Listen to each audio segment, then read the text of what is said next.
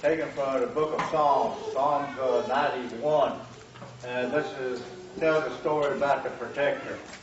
And I want Daniel to read the first 5 verses.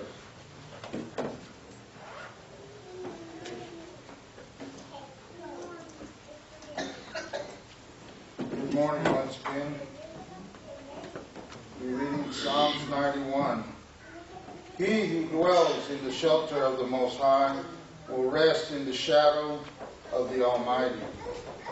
I will say of the Lord, He is my refuge and my fortress, my God in whom I trust. Surely He will save you from the fowler's snare and from the deadly pestilence. He will cover you with His feathers, and under His wings you will find refuge. His faithfulness will be your shield and your rampart. You will not fear in the terror of the night, nor the arrow that flies by day. Thank you. Thank you, Daniel. You know, the book of Psalms was written by Solomon, and you know, he was talking about somebody that protects us every day. You know, whenever we were born, you know, he knew what each and every one of you was going to do at the time. And whenever we went into the military, we had that commander-in-chief. And our commander-in-chief, as you sit there, is God. He's your commander-in-chief. And what was told to you just a few minutes ago, read the book of Proverbs. It tells you everything about life, how to live it, what's going to happen if you do the wrong things. So this was given to Solomon as he was writing the book of Proverbs, that, hey, you got to follow this. If not, some evil is going to... It's just like whenever we went to basic training, we were taught by drill instructors, hey, you got to do it, if you're going to kill, you got to do it right. You got to plunge into them. Plunge, you know, you get that for 9 weeks. Get that for 9 weeks. Death, death, death. Kill, kill, kill. And then when we go over there, we're ready.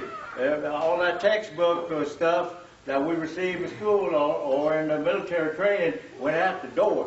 Whenever we went over the battlefield, we had to trust our own instinct. So once we went in there, I know, you know, when I was born, raised up in the rural church in Oklahoma, I took the 10 Commandments real heavy. I took it for granted. That's going to happen. And so that's what happened. That, hey, I shall not kill. But it was getting to, I went over to Vietnam in January, took my first beer in January. You know, people thought I was drinking even before I went to service. I said, and they even in front of my mother, she asked me, I said, no. And I was true. The Lord knew that. I didn't take my first beer until February '69. So, I knew that I did something right for a little while anyway. And then all this killing and stuff started coming back. My heart was getting heavy. I was seeing my friends' blood on my hands, and I could smell blood for 2 weeks. Well, sometimes I was killing, but sometimes I was helping them too. You know, trying to keeping them alive and put them on the medevac, send them back to the hospital. And so Easter, chaplain came, and my heart was already heavy. He said, anytime y'all want to talk. So I went up to talk to him. He said, I told him, well, my heart's heavy because, you know, the Bible says not to kill, do not kill. But here I am. My heart is heavy. What can I do? He said, it's not your fault. Your country, I was drafted back then. He said, your country sent you. So it's upon their head that you had to kill. Either kill or be killed. So I said, okay. So that eased my mind. So. But then, a couple hours later, we sent out some mortars out. We killed 286 people at that time. Still killing was in my heart, my mind, but I didn't want it to. But at ease, what the chaplain said, your country sent you, not you. You didn't want to do it, even though you were trained to do that. So, reading Proverbs is a field manual for y'all. To read it, to get the instructions to live a good life. So some of the movies I see, the war movies, at the last, I say, well, those of us that did make it have an obligation again to give love back out and the goodness that's in our heart. And one of them was that the monster that was in us was in us. When I tell Vicky, man, you don't want to see me mad. People see me get upset. But I didn't want people to say, I told Vicky I'd sooner commit suicide than get mad and try to kill somebody. So, but the Almighty, that's who I relate on. And I did every close call. I shook it off. I said, that's coincidence. But no, that was an angel. My father prayed for me every day. After they got killed in a car accident, I asked an elderly friend of mine after about a couple of years ago, after what happened to Dad. Because he wasn't a praying man. He'd take his mom to church and we'd go to church, but he wasn't a praying man. But when I came back from Nam, he was a praying man. He was a different man. That Almighty got into his heart. He had faith that I would come back. He had faith that I would do something to take away the evil that was in my heart at that time.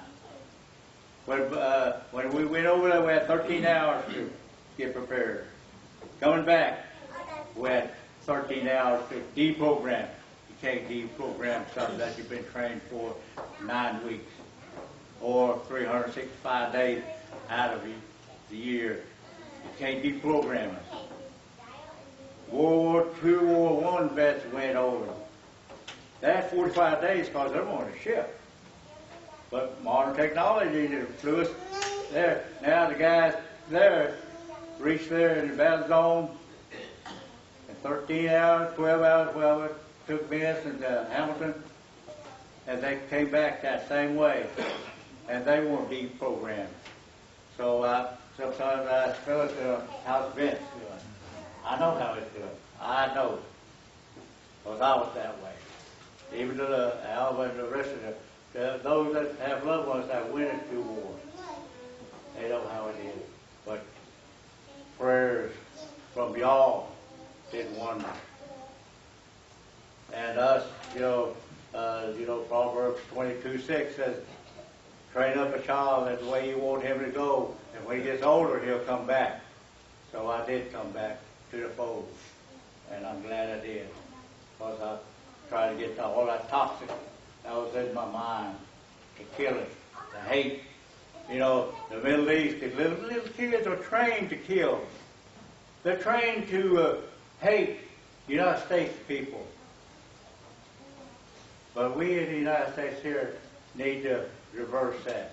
Teach our little ones that come to church here. Teach them to love. Show them the love. That's what I'm put back here as the shoulder there. To love everybody. Love my enemies, no matter what. Love everybody. The homeless. Those that's incarcerated.